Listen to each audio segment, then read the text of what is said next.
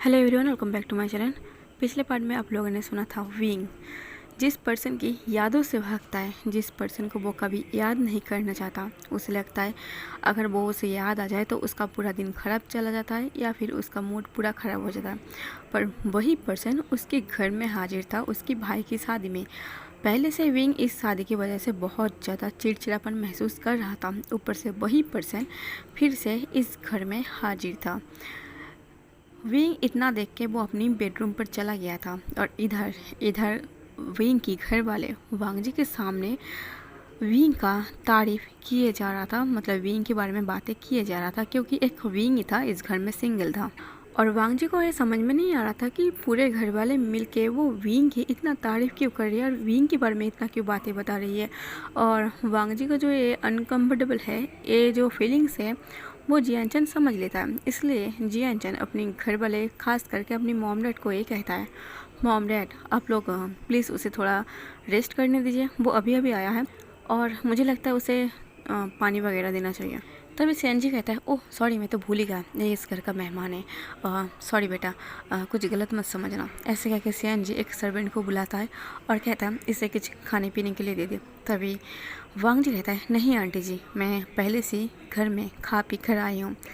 तभी जियानचन कहता है, ऐसे कैसे चलेगा, कम से कम कॉफ़ी के लिए तो तुम मना नहीं करोगे। तो वांगजी कहता है, हाँ कॉफ़ी चलेगा, मैं कॉफ़ी के लिए मना नहीं कर सकता। ऐसे कह के सब लोग हंस पड़ता है। वहाँ पर गप्पे चल रहा था, बातें भी चल रहा था और विंग को वो हंसी, वो मजाक मस्ती अपनी बेडरूम से भी सुनाई दे रहा था। विंग की गुस्से से दिमाग खराब था। विंग तो गुस्से में कुछ सामान भी तोड़फोड़ कर चुका था, मतलब छोटे मोटे सामान जो विंग के अलावा किसी को पता भी नहीं था।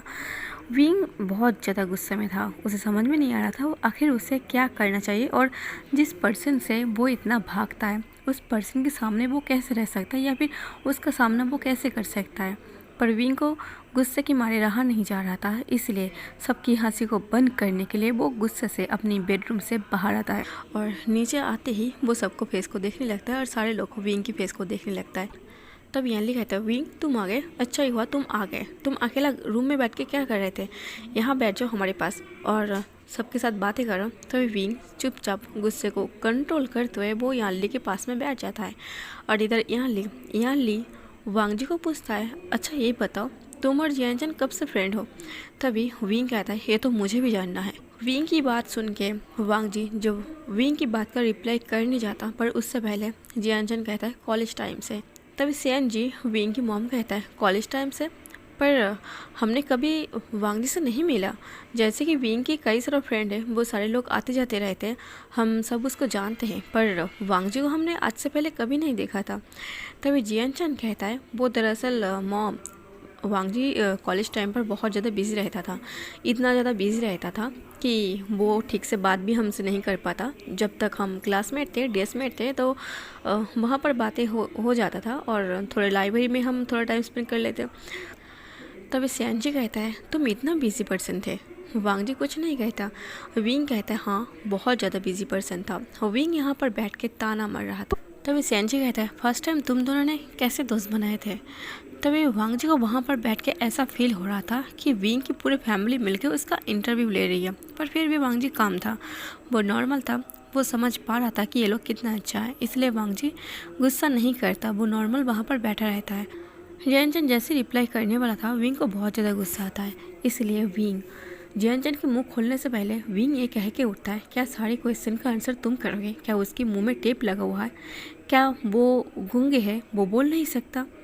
विंग के ऐसे बिहेवियर देख के पूरी फैमिली शॉक था, क्योंकि वो एक मेहमान के साथ ऐसा कैसे कर सकता है, ऊपर से जियानचन का खास दोस्त है।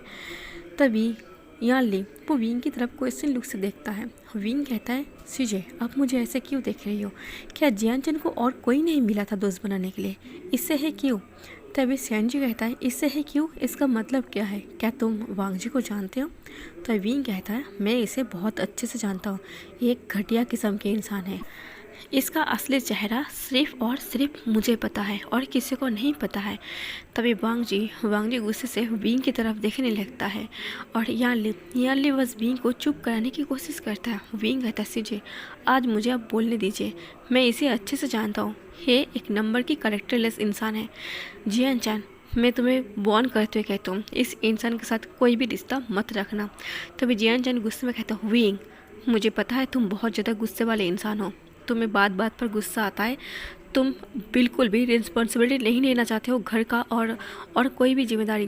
पर तुम मेरे दोस्त को ऐसे नहीं कह सकते। मैंने इसे इनवाइट किया है तभी ये यहाँ पर आया है, ये ऐसे ही नहीं आ गया।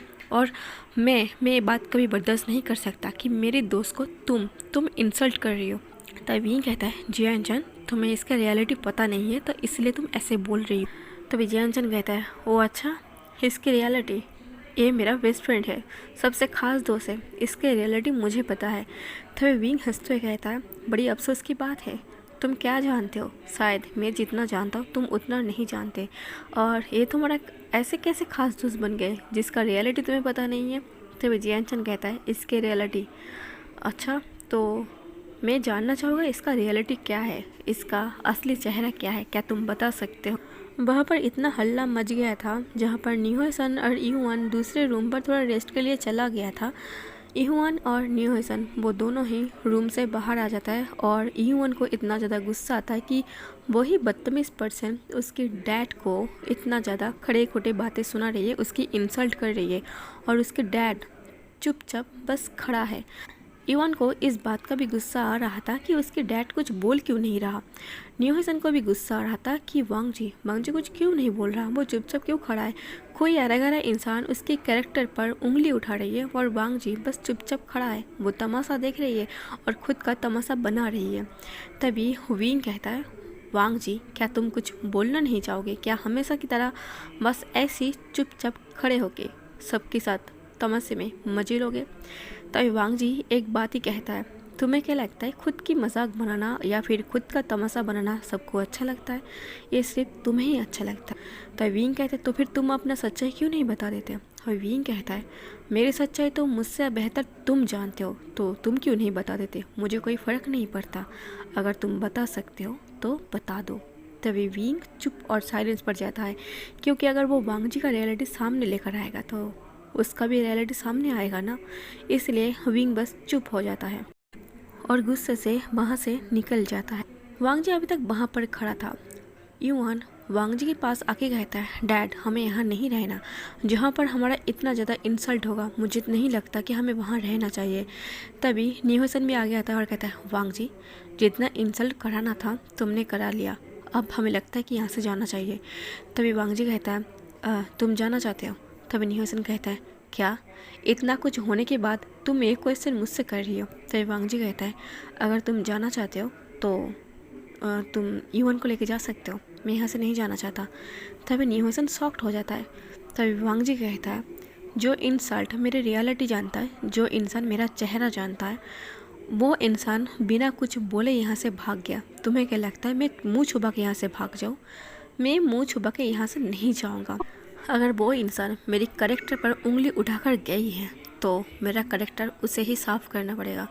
जब तक वो मेरा कैरेक्टर साफ़ नहीं करेगा तब तक मैं यहाँ से एक कदम तक नहीं हिलूँगा। तभी जियान चान वांग जी के आगे आके कहता है, सॉरी वांग जी, मुझे नहीं पता था कि विंग तुम्हें इतना कुछ बोल देगा और मुझे नहीं पता था कि तुम दोनों एक दूसरे को पहले से जानते हो। तभी वांग जी कहता है, मैं उसे नहीं जानता। तभी यान ली कुछ ना बोलते हैं वो सीधा विंग के पास जाता है और इधर सेन जी वांग जी को कहता है, अगर तुम उसे नहीं जानते तो वो तुम्हारे बारे में इतना कुछ क्यों बोल रहा था। तभी वांग जी कहता है, आंटी जब विंग उस कॉलेज में पढ़ता था तब उस कॉलेज में मैं फर्स्ट ईयर में था। विंग 1 साल के बाद कॉलेज कंप्लीट करके वहाँ से निकल गया था। वो मुझे 1-2 बार या फिर हम दोनों आपस में शायद 2-3 बार ही टकराया है, पर मुझे नहीं लगता वो मुझे कितना जान पाया है। वो मुझे नहीं जान सकता, मेरा चेहरा अब तक किसी को पता नहीं है, तो विंग की तो मैं बात ही नहीं करूँगा। पर मैं यहाँ शादी तक रुकूँगा, वो इसलिए क्योंकि विंग ने मेरे कैरेक्टर पर सवाल उठाया है, मेरे कैरेक्टर पर दाग लगाया।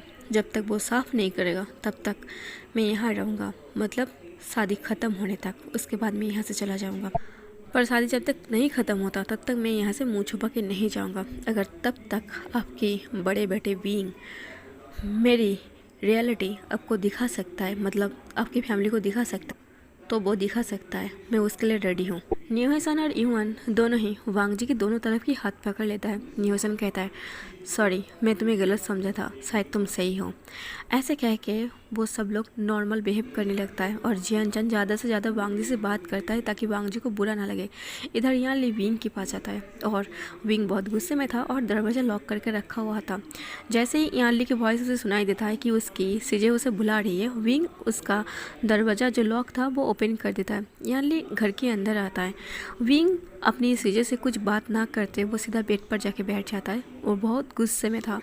यान ली भी विंग के पास जाके बैठ जाता है। यान ली कुछ कहने से पहले कुछ टाइम तक वो विंग का फेस को देखने लगता है। विंग की फेस बहुत गुस्से में था। यान ली कहता है, विंग क्या बात है, तुम उसे जानते हो? तभी विंग कहता है, नहीं, मैं उसे नहीं जानता। तभी यान ली कहता है, अगर तुम उसे नहीं जानते तो तुम उसकी कैरेक्टर पर उंगली कैसे उठा सकते हो? कुछ तो कनेक्ट है तुम्हें उसके साथ। तभी विंग कहता है, सीजे सॉरी, मैं उसे नहीं जानता। तभी यान ली कहते, तो फिर तुमने ऐसा क्यों बोल दिया? विंग कहता है, सीजे कुछ पास्ट है, मैं उसे नहीं बता सकता।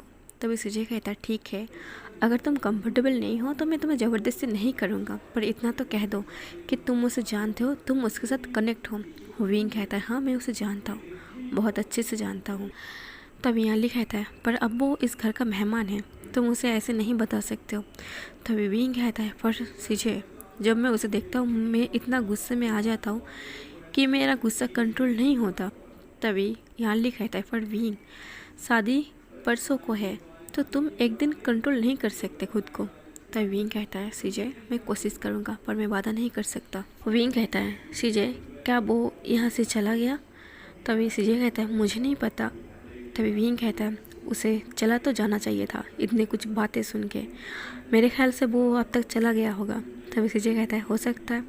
ऐसे कह के सीजे विंग को कहता है, तुम अपना ख्याल रखना और गुस्सा मत करना। ऐसे कह के यान ली उस रूम से बाहर आ जाता है और विंग को लगा था शायद वो जितना इंसल्ट वांग जी को किया है शायद वांग जी यहाँ से चला गया होगा। इधर वांग जी भी जब अपनी बेडरूम में जाने की कोशिश कर रहा था, पीछे पीछे न्योहेसन भी था और यून वहाँ पर खड़ा था और यून के साथ जिनसी और जिनलिंग भी खड़ा था। जब वांग जी गुस्से से अपनी बेडरूम पर जा रहा था तब जियान चैन वांग जी के हाथ पकड़ के वो खुद के बेडरूम में ले जाने लगता है और साथ में न्योहेसन भी जाता है। जियान चैन वांग जी को अपनी बेडरूम पर ले जाके दरवाजे को लॉक कर देता है और जियान चैन वांग जी से ये पूछता है, तुम मेरे भाई को जानते हो? तब वांग जी कहता है, मैंने कहा ना मैं उसे नहीं जानता। तब जियान चैन कहता है, मुझसे झूठ मत बोलो वांग जी, तुम मेरे भाई को जानते हो। तब वांग जी कहता है, मैंने बोल दिया ना कि मैं नहीं जानता। तभी जियान चैन कहता है, पर वांग जी मैं तुम्हें सबसे अच्छा दोस्त मानता हूँ और मुझे लगता है कि तुम मुझसे कुछ छुपा रही हो। तभी वांग जी कहता है, बताने लायक कुछ है ही नहीं तो मैं क्या बताऊँ? तभी न्योहेसन कहता है, पर मुझे भी तो ऐसा ही लगता है ना कि तुम और इसके भाई के बीच कुछ कनेक्ट है। तभी वांग जी कहता है, मैं अभी कुछ नहीं बता सकता और मेरे ख्याल से बताने लायक कुछ है ही नहीं तो मैं क्या बताऊँ। तभी जियान चैन कहता है, पर विंग तुम्हें ऐसा क्यों बोल रहा था? तभी वांग जी कहता है, तुम लोग मुझसे क्यों पूछ रही हो, तुम लोग विंग से भी तो पूछ सकते हो ना। तभी जियान चैन कहता है, क्योंकि मुझे पता है विंग मुझसे कुछ नहीं बोलेगा, पर तुम मेरे दोस्त हो, शायद तुम मुझे बता सकते हो। तभी वांग जी कहता है, ऐसा कुछ नहीं है। अचानक से जियान चैन को उस दिन की सुबह की बात याद आ गया जिस दिन सैन जी और सैनहन दोनों आपस में विंग के बारे में बात कर रहा था और सैन जी जियान चैन से वादा किया था कि उसकी शादी के बाद वो शायद कुछ पता है कि विंग शादी क्यों नहीं करना चाहता, वो जियान चैन को बताएगा। और जियान चैन को इतना पता चल गया था कि विंग का शादी ना करने की वजह एक पर्सन था, इसलिए अचानक जियान चैन कहता है, विंग शादी करने के लिए हमेशा मना करता है, वो अब तक शादी नहीं किया है, क्या इसका वजह तुम हो? तभी वांग जी शॉक्ड हो जाता है और जियान चैन की तरफ देखते हुए कहता है, सच में तुम्हें लगता है जो पर्सन मुझसे इतना नफरत करता है वो पर्सन शादी ना करने की वजह मैं हो सकता हूँ, जो पर्सन मुझे नहीं जानता और मैं उसे नहीं जानता? तभी जियान चैन कहता है, तो फिर ऐसे क्या बात है कि विंग तुमसे इतना नफरत करता है, कोई तो वजह हो ना इस नफरत का। तभी वांग जी कहता है, कुछ चीज़ें प्राइवेसी में ही होना अच्छा लगता है और उस प्राइवेसी में मैं किसी को घुसना नहीं दूंगा।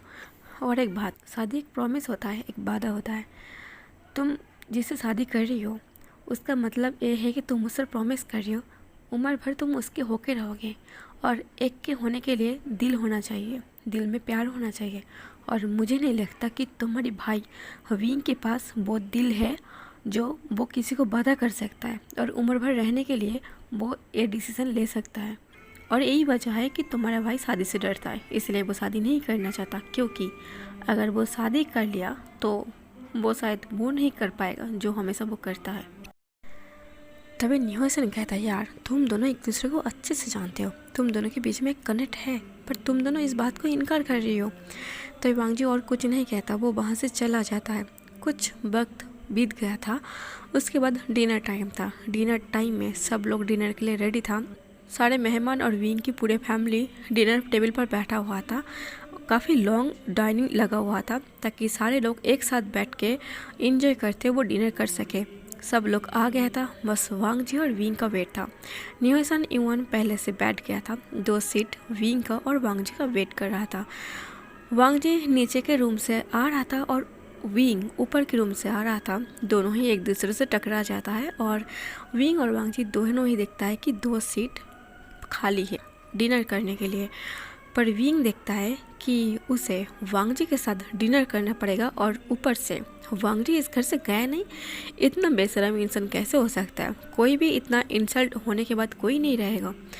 विंग जब डाइनिंग पर आता है, कुछ टाइम खड़े रहता है, उसके बाद वो सबकी फेस को देखने लगता है। वहाँ पर सेन जी विंग को कहता, विंग डिनर के लिए बैठ जाओ, सब लोग वेट कर रही है तुम दोनों की। तभी वांग जी भी वहाँ पर आ जाता है, पर वांग जी डाइनिंग पर बैठता उससे पहले विंग कहता है, अगर ये इंसान डिनर के लिए बैठा तो मैं डिनर नहीं करूँगा, मैं यहाँ से चला जाऊँगा। वांग जी बैठने से पहले रुक जाता है विंग की बात सुन के। तभी सारे लोग और सारे मेहमान विंग की फेस को देखने लगता है। जैन चैन को इतना गुस्सा आता है कि विंग इतना तमाशा क्यों कर रही है, कम से कम उसकी शादी तक तो वो रुक ही सकता है। यानली भी विंग को चुप करने की इशारा कर रहा था, पर विंग अपनी यानली की तरफ देखे तब उसे पता चले ना। पर विंग बस गुस्से में वो बस नीचे की तरफ देख रहा था, क्योंकि वो किसी की तरफ देखना नहीं चाहता, किसी की गुस्सा का सामना नहीं करना चाहता या फिर किसी की क्वेश्चन का आंसर नहीं देना चाहता। तभी सेन जी कहता, विंग ऐसे बेहबर मत करो, वो इस घर का मेहमान है, तो तुम अपनी हद में रहो। तभी विंग कहता है, मैं अपनी हद में हूँ, अगर ये पर्सन डिनर टेबल पर बैठेगा तो मैं डिनर नहीं कर सकता, सॉरी मैं यहाँ से जा सकता हूँ।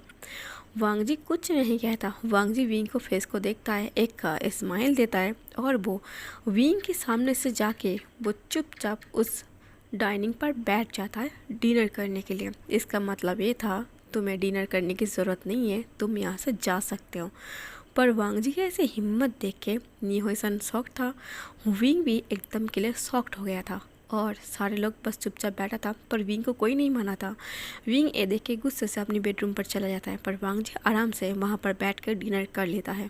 वांग जी को आराम से डिनर करते हुए देख के सारे लोग डिनर करने बैठ जाता है और विंग जब अपनी बेडरूम पर जाता है, विंग सोचता है, मेरा घर है पर मेरे ही घर वाले उसके साइड पर है, मेरे पर कोई यकीन नहीं करता, किसी को कोई उम्मीद ही नहीं है।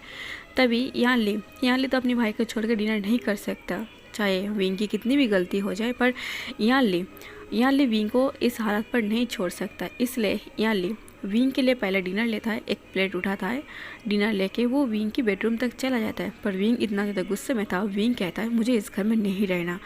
तभी यानली कहता, विंग पहले डिनर कर लो। तभी विंग कहता है, नहीं सीजे, मैं डिनर नहीं करूँगा, मैं वैनिंग के घर जा रही हूँ, मैं उसके साथ उसके घर में डिनर कर लूँगा। ऐसा कह के विंग गुस्से से वो घर से बाहर जाता है। यहाँ ली कहता, विंग कम से कम डिनर तो कर लो, मैं तुम्हें लाया था। तब विंग कहता है, सॉरी सीजे, मैं नहीं कर सकता। ऐसे कह के विंग वहाँ से निकल जाता है, पर ऊपर से जब नीचे से होकर वो जा रहा था तो वांग जी देख रहा था कि विंग घर से निकल रही है गुस्से से। तभी वांग जी चिल्ला के कहता है, तुम घर से बाहर जा रही हो और लगता है तो सुबह तक नहीं आओगे, जब सुबह आओगे मेरे लिए एक अच्छा सा सूट लेकर आना, मुझे जियानचन की शादी पर पहनना है। विंग और भी गुस्से में आ जाता है और वो गुस्से से वांग जी की तरफ देखने लगता है, पर वांग जी कुछ नहीं कहता। वांग जी फेस पर अभी भी एक स्माइल था। विंग गुस्से से वहाँ से निकल जाता है। इधर सेन जी भी सोच में पड़ जाता है, विंग जिस पर्सन की वजह से अब तक शादी नहीं किया था, क्या ये पर्सन वही है? क्या इसकी वजह से विंग ने अब तक शादी नहीं किया था? तभी सेन जी की दिमाग खुल जाता है। सेयनजी सोचता है शायद यही वजह होगा कि विंग इससे प्यार करता था, शायद वांग जी को पता नहीं था, और शायद वांग जी ने शादी कर लिया था तो विंग इससे इतना नफरत करता है और इसीलिए शायद इसे कैरेक्टरलेस बोल रही है। तभी सेयनजी के दिमाग पर और एक आइडिया आता है। सेयनजी एकदम के लिए खुश हो जाता है क्योंकि वांग जी सिंगल था, भले ही उसके बेटे उसके पास युआन था पर वो तब सिंगल है ना। तो क्या सेयनजी अभी वांग जी को ये ऑफ़र कर सकता था कि वो विंग से शादी कर ले, पर सेयनजी डिनर करते वक्त ये सोच रही मैं वांग जी को तो ऑफ़र कर दूंगा पर क्या विंग मानेगा? विंग तो इससे बहुत ज़्यादा नफरत करता है। तभी सियान हान सेयनजी की तरफ देखने लगता है। सियान हान समझ गया था कि सेयनजी के दिमाग पर कुछ ना कुछ तो खिचड़ी पक रही है, इसलिए सियान हान वो साइलेंस में वो सेयनजी को चुपके से कहता है तुम्हारे दिमाग में क्या चल रहा, क्या खिचड़ी पका रही हो अपने दिमाग में? तभी सेयनजी कहता है खिचड़ी, मैं तो पूरा का पूरा बिरयानी पका ली, आपको खाना है? तभी सियान हान कहता है तुम्हारा ख्याली बिरयानी तुम ही खाओ, मुझे नहीं खाना, वैसे भी मुझे हेल्दी खाना पसंद है। तभी सेयनजी कहता है तो फिर हेल्दी खाने में ध्यान दो, मेरी तरफ मत देखो। तो गाइस आज का पार्ट यहीं पर ख़त्म कर रही हूँ। नेक्स्ट पार्ट पर हम देखेंगे कि कौन किसके ऊपर भारी पड़ता है, एक ओमेगा अल्फ़ा के ऊपर भारी पड़ता है या फिर एक अल्फ़ा ओमेगा के ऊपर भारी पड़ता है। तो चलिए नेक्स्ट पार्ट का आप लोग इंतज़ार करिए। और आज का पार्ट मैं थोड़ा शॉर्ट बना रही हूँ क्योंकि मेरे पास रिकॉर्डिंग के लिए बिल्कुल भी जगह नहीं था और शायद बैकग्राउंड से आपको लाउड म्यूज़िक की नॉइज़ भी आ रही होगी, मुझे नहीं पता क्योंकि मेरे पास सच में रिकॉर्डिंग के लिए जगह नहीं था, तो मैं इसी हालत में रिकॉर्डिंग कर रही हूँ। आई होप आज का पार्ट आप लोगों को अच्छी लगी होगी, तो प्लीज़ कमेंट करके बता देना, लाइक और शेयर कर देना और मेरे चैनल को सब्सक्राइब जरूर कर लेना। Thank you for watching.